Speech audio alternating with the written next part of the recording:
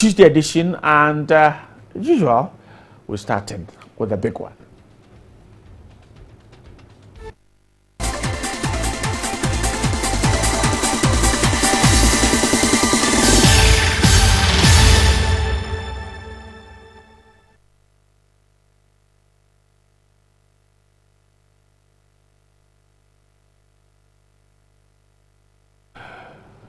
Beginning from here, Ghana has signed key bilateral business agreements with Turkey in the areas of communications, energy, infrastructure, and education. President Mahama, who hosted the Turkish president at the seat of government, said the deals are mutually beneficial.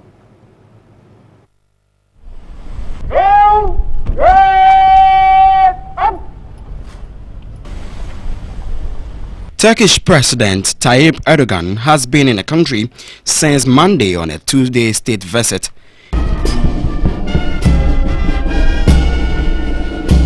Key on his agenda was the signing of several bilateral agreements with the government of Ghana in the areas of trade and commerce. Accompanying him were 150 business and government officials who engaged their Ghanaian counterparts in a series of meetings. Ghana signed 5 important business agreements in the area of energy, communications and education. Bilateral agreements for the promotion and protection of investments. We've also signed an agreement on cooperation in sports. We've signed an agreement on cooperation in the field of communications, and we have also signed a memorandum of understanding on cooperation in the field of energy.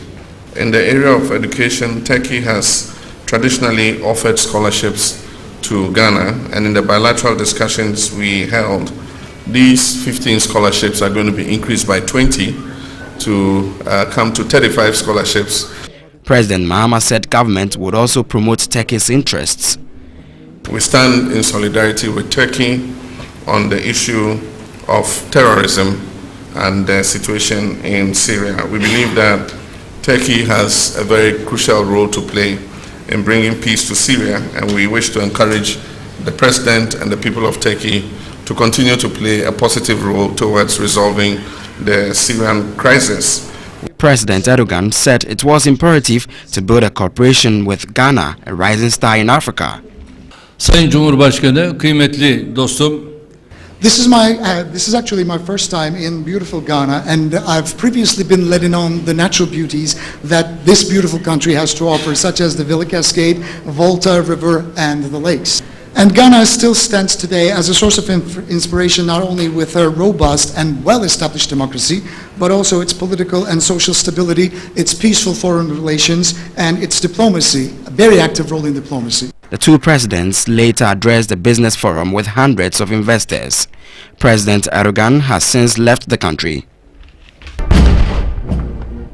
And we stay on the Turkish president because he says his country is committed to developing and fighting terrorism in Africa. The two presidents who addressed parliament as part, or the Turkish president who addressed parliament as part of his two-day state visit, charged Ghanaians to invest in Turkey as he assures of deepening ties between the two countries.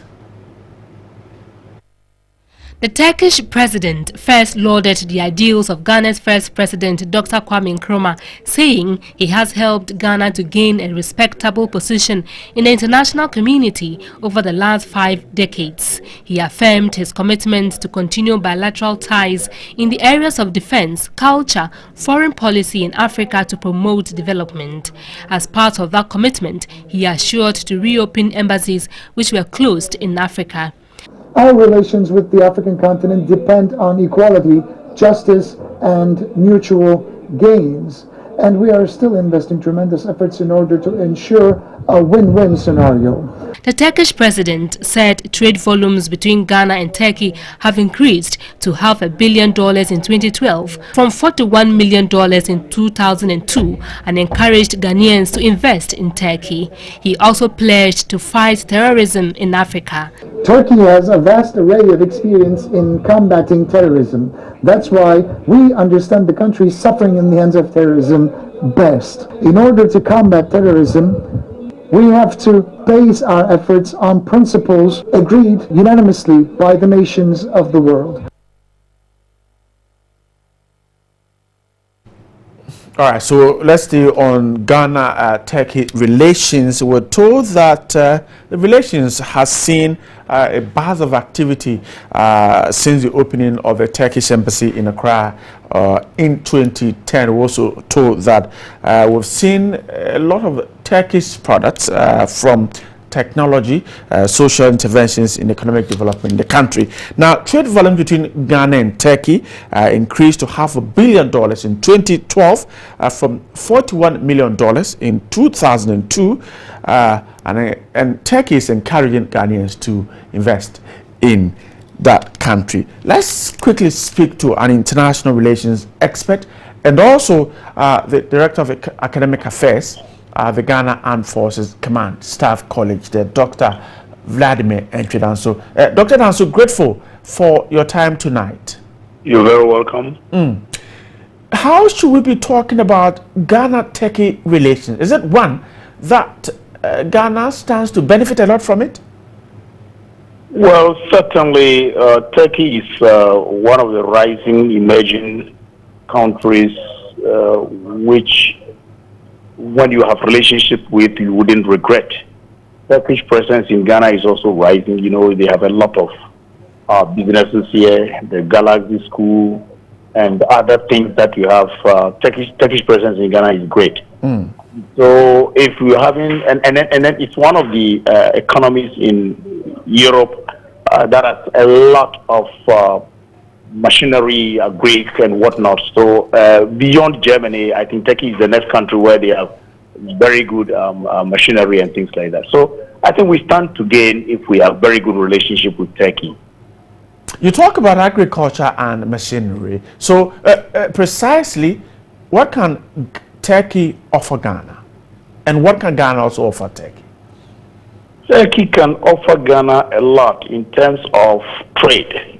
Unfortunately, our trade relationship is such that it's one way. It's tilted against Ghana because the kind of products we can be sending to Turkey are not products that would weigh against our balance of trade relationship with them. Again, in terms of what the President Erdogan said, you know, fighting terrorism, joining hands with Turkey in most of these things, positive. But unfortunately, he's coming at a time when at his own backyard, he has big problems where corruption is concerned, his charges against the Kurds and things like that. So these are some of the things. And again, our relationship will be watched by China, Russia, even America, in terms of what is in there that these countries are trying to forge together. So these are some of the things we need to watch. And in watching them, should Ghana be cautious? Because like you said, the relations will be watched by China, Russia, and some other countries. How careful should we be in every step we take with Turkey? In international relations, whatever step you take is interpreted or even misinterpreted. In fact, as far as I recall, the first visit of our president outside when he had won elections was to Turkey. And international observers were asking, why Turkey? So up till now, nobody has found an answer. The president coming in here is a reciprocal visit, which is obligatory. Once we visited him, he has to come. And so what would be inside would be how much bilateral relationship we can have in terms of the agreements that they could sign with the business community, with the government, and things like that. And the international watchers will be watching. Mind you, Russia is very thick there and is now having some loggerheads with Turkey. And so we'll be watching keenly what is going to come out of this visit. Again, the Kurds, who are the PKK, the YPG, who are all being suppressed by this very particular president, might not be very happy about the relationship. And that is what we have to watch out when you have an international kind of bilateral relationship. The Americans will be watching and saying, what is in there? How can we exploit it? So one way or the other, whether we like it or not, somebody else will be asking questions as to what kind of relationship are we trying to forge.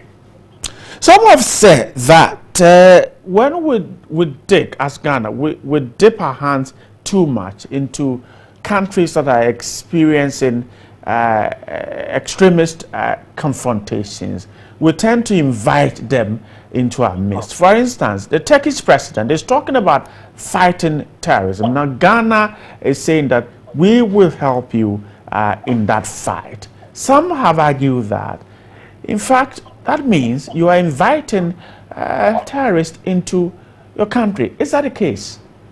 Well, in terms of conflicts and international relations, your enemy's enemy is your friend, and your enemy's friend is your enemy. And so that's a truism. And so, as I already indicated, yes, Turkey is fighting terrorism, but it's fighting in a geopolitical sense in a way some countries are not very happy about. Not even America is happy about the way the Turks want to fight terrorism. In the first place, they allowed more than 3,000 illegal ISIS groups to cross the border when ISIS had not been formed. Then after ISIS had been formed, these are the very people now you have to turn your back again. The ISIS people had to beat the Turks first, for the Kurds. And the Kurds are people who are also against Erdogan. So it's a complex matrix over there. When the Americans supported the YPG against the ISIS, the Turkish president was not happy because these Turks are also, these Kurds are on his heels. So if you are making a statement in support of Turkey, you got to be very careful how you say it, because the whole place is murky. The situation there is very, very, very murky.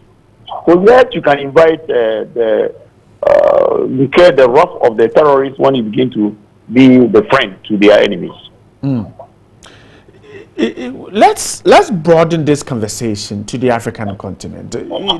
Do you see Turkey's footprint on the continent as being one that will show a lot of positivity in terms of developing the continent? Or perhaps Turkey is only here for its own parochial interest? No, I would really say that any of these emerging countries, Brazil, Turkey, Korea, those countries that are really emerging on the horizon, always want to spread their wings for trade purposes. And Turkey is one of them. Turkey used to be a country where everybody was watching how they would rise. In fact, Europe loved Turkey so much so that they thought, not only for geostrategic reasons, but you could do very good business with Turkey because the economy was buoyant. Remember, Erdogan signed an agreement with Russia totaling close to 900 billion just before they shut down the Russian plane, which has brought about some kind of animosity between them. So it shows that almost all countries in the world view Turkey as a good partner. If that is the case, then they are coming to Africa. It's a natural course. Brazil is in Africa, China is in Africa, everybody is coming because we have a lot to offer. They have a lot to offer. So I believe a good Turkish incursion into Africa might yield very good results, provided they don't merge themselves too much into the confrontations and the geopolitical situations that are happening in the Middle East. Dr. Twidanso, I'm grateful for your time tonight. You're very welcome.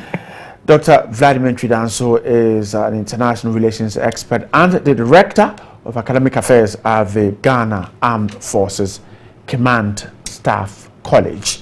Let's stay on the Turkish president visit. Now, the address of the Turkish president to Parliament on Tuesday was a second by a visiting head of state in the House in 2016. The first was by the Italian Prime Minister.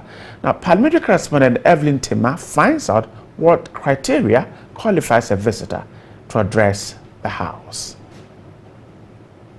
Between 2009 and 2011, some visiting presidents to Ghana have addressed members of the legislature. Italian Prime Minister Matteo Renzi, who recently visited Ghana for 2 days, also addressed Parliament.